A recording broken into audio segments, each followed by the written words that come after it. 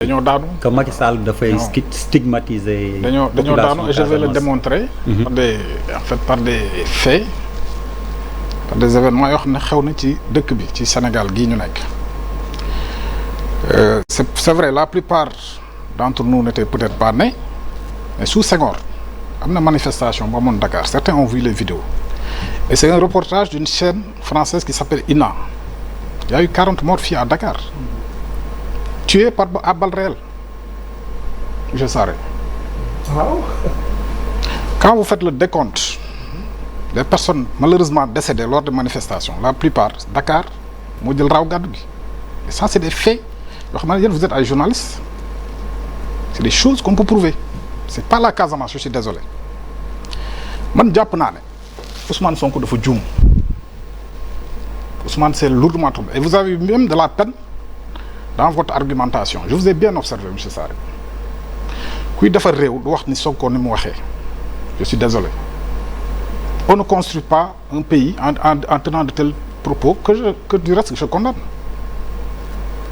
Sonko dafa juum te gis nga réew mi ñoo ko bokk day toll foo xamante ne APR Pastef le Sénégal nous survivra à nous tous dañu fi jóge bàyyi ko fi te nous avons l'obligation de léguer tel quel sinon mieux que les générations les braves générations passées je commencerai par nos chefs religieux parce que Sénégal dañ ko ñàkk ci ñaar ci saayir ak ci baatin réew boo xamante ne am nga Serigne Touba am nga Limamou Laye am nga El Hadj Malick moi j'ai eu la chance de faire toutes les régions du Sénégal foo dem am na ay wàllu yu fa tëdd réew moom du réewu caaxaan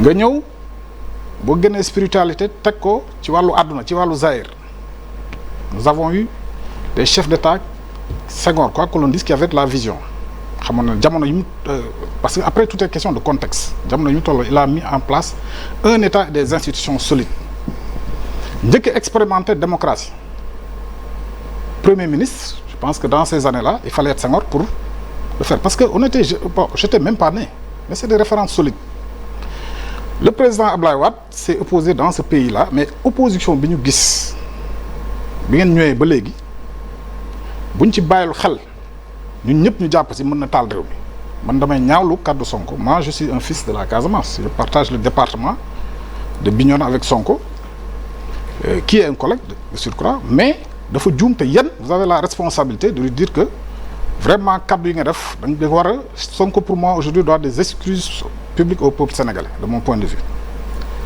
parce que Sénégal dafa toll foo xam ne dañ koy construire ce pays n'a que 62 ans ça li ñuy wax yëpp ay wéy bon lii doxul on oublie que dafa am fu mu jógee am fu mu toll am fu mu war a dem c'est vrai quand on est dans l'opposition on a toujours le beau rôle.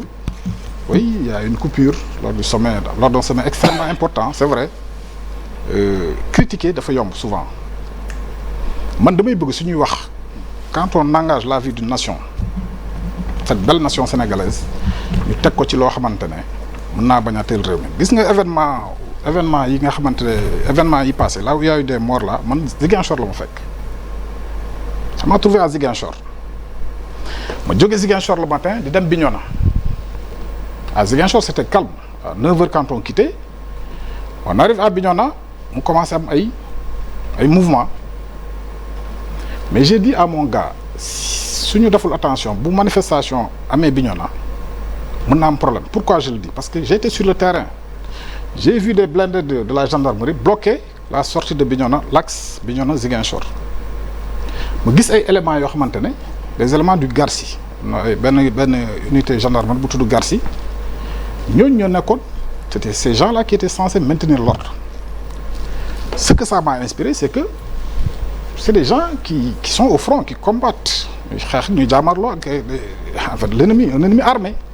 Donc ces gens-là n'ont pas les capacités, peut-être, hein, j'essaie d'expliquer, pour le maintien de l'ordre. Je ne suis pas ministre de la Défense, encore moins ministre de l'Intérieur. Quand je suis analyser. Ça m'a trouvé sur le terrain. D'ailleurs, on avait une manifestation à Bignona qu'on a annulée parce que tout simplement, malheureusement, à la mémoire de notre compatriote qui est décédé dans des circonstances que moi je regrette de connaître. Et je rappelle que Dakar, et ça c'est historique, ça peut être prouvé parce que ban du ma wax loo xamante ne ëllëg ñu naaj ma yaa fi waxoon lii naan ça peut être prouvé boo xoolee le nombre de décès qu'il y a eu ci ay manifestations par balle rien qu'à dans les années 60 Dakar remporte largement il y a eu 40 personnes et 250 blessés exactement. Charles est là, vous pouvez tous consulter sur internet, la vidéo sur internet. Maintenant boo jëlee 1960 les événements de 68 88 ak ce qui s'est passé en 2011 2012 je suis désolé monsieur Sarré c'est pas la Casamance. Et en réalité. Ah, vous n'avez pas fini? Ah non, j'ai pas fini. Lorsque vous sentirez quand je finirai, monsieur Sarré. Donc, et en réalité, peut-être que c'est là que je vais terminer. Nañ def attention. Bëgg falu Sonko, bon, c'est, vous savez, moi je le suis, hein. Moi je suis pas du genre à faire les plateaux, je le suis. Mais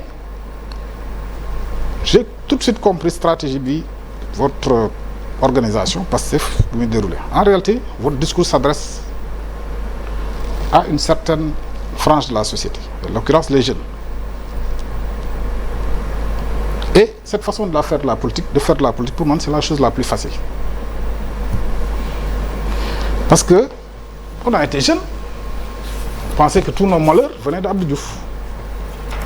C'est facile, avec un discours très offensif, effectivement, de captiver et d'attirer cette jeunesse-là. Mais nous avons l'obligation, parce que les jeunes, ce sont nos frères, nous avons l'obligation, de les encadrer, de leur dire, bu ñuy réew nii lañ koy tabaxee. C'est comme ça qu'on construit une nation et de faire retour sur des références que nous avons qui sont très solides, que ce soit du côté du spirituel, et que ce soit du côté du temporel.